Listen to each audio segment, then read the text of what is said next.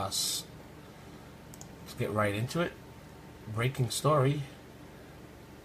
And there we go. That's perfect for my perfect viewers. Brutal awakening. Rex Tillerson just drove NATO insane. Drove a stake through their heart with this huge demand. My name's Rex Tillerson, and I'll destroy you, NATO. The first official NATO meeting may not be until May, but that didn't stop Rex Tillerson from stretching his feet, from meeting with the heads today and handling them a reality check that they can take to the bank.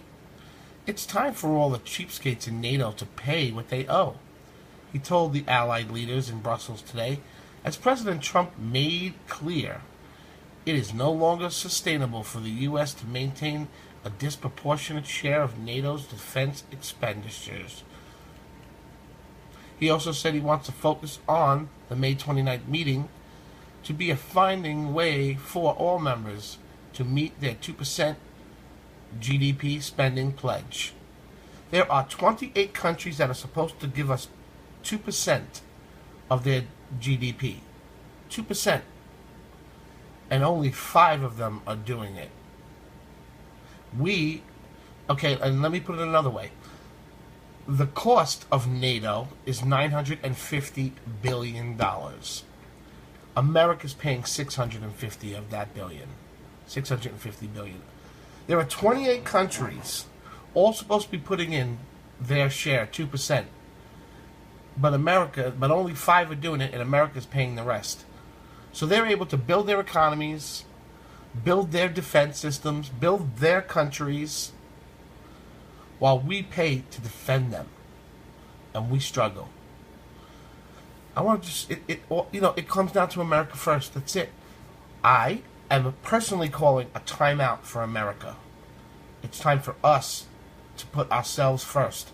And I think it's very greedy of all of these other countries to not turn around and say, you know what? You deserve that, America. You've helped us out. Where are the thanks to us? Where are our thanks for defending these 28 countries for so many years? Like 30 years, 40 years now. Let's watch Tillerson.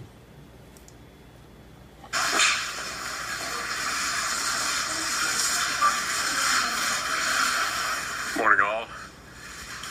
Well, I'm very pleased to be in Brussels for this meeting and discussions with my NATO colleagues.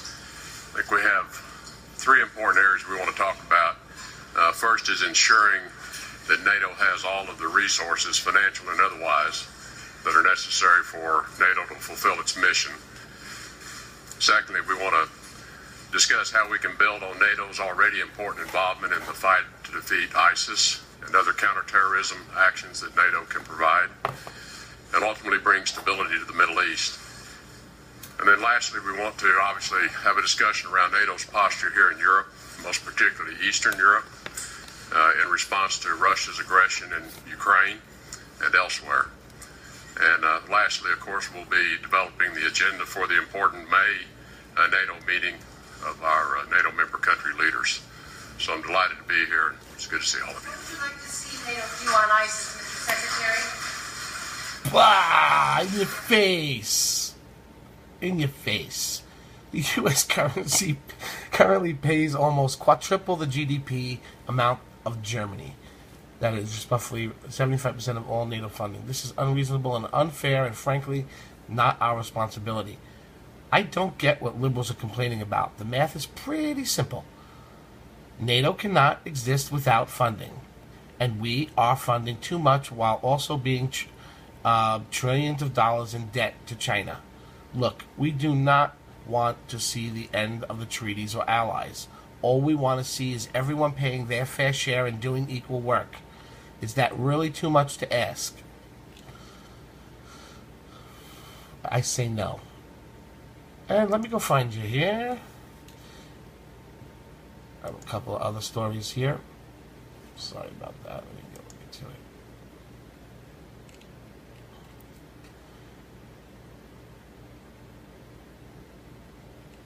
Alrighty.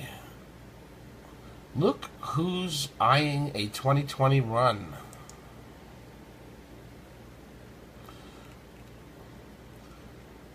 Governor Jerry Brown said he won't rule out a run for the presidency. San Francisco Gate reported. Governor Jerry Brown went to Concord on Thursday to promote a plan to fix the state's roads and highways, acknowledging that the $52 billion plan may be a heavy lift for some motorists, but promising he's motivated only by a desire to improve transportation. I don't think I'm running for office, he's equipped during a news conference as he stood on an unused Concord road flanked by a sea of orange vest-clad construction workers and more formally dressed politicians, including State Senate President Pro Tem Kevin De Leon, a Democrat Los Angeles, and Assembly Speaker Anthony Redden. I only have the Lieutenant Governor.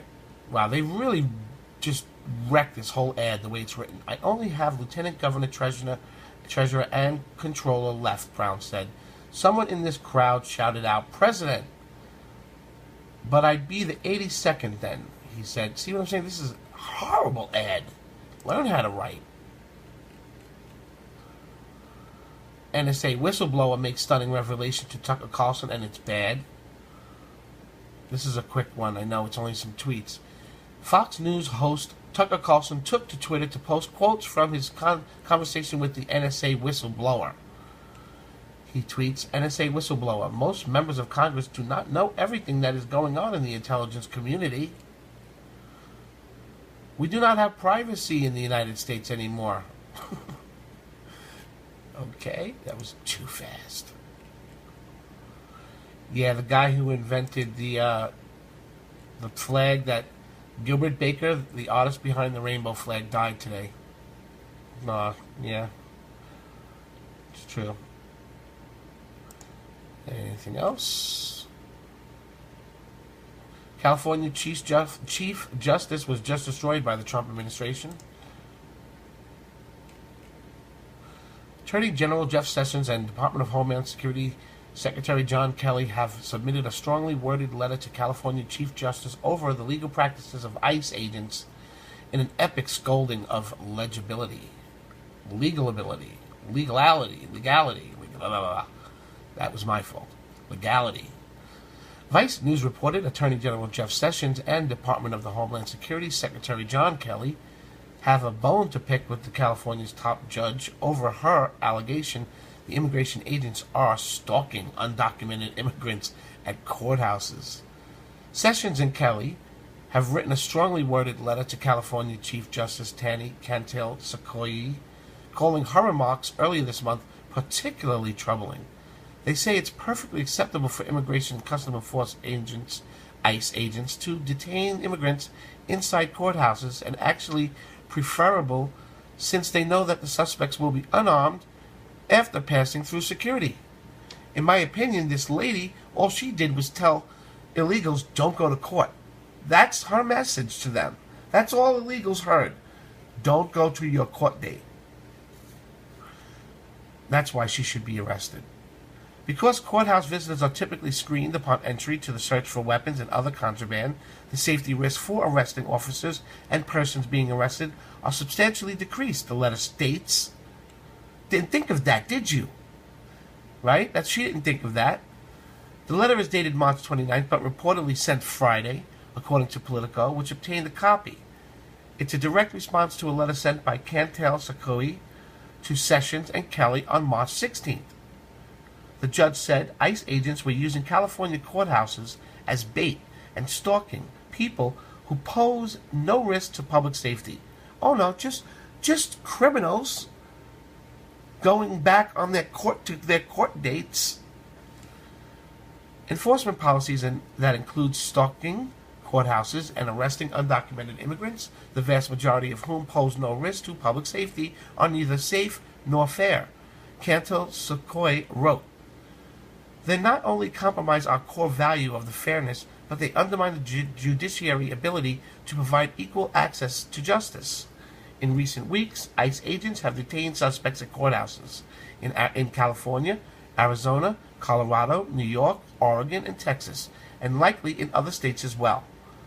Critics of the tactic, including Sequoia, point out that it creates a climate for fear that discourages criminals of crime, sexual abuse, and domestic violence from showing up to court.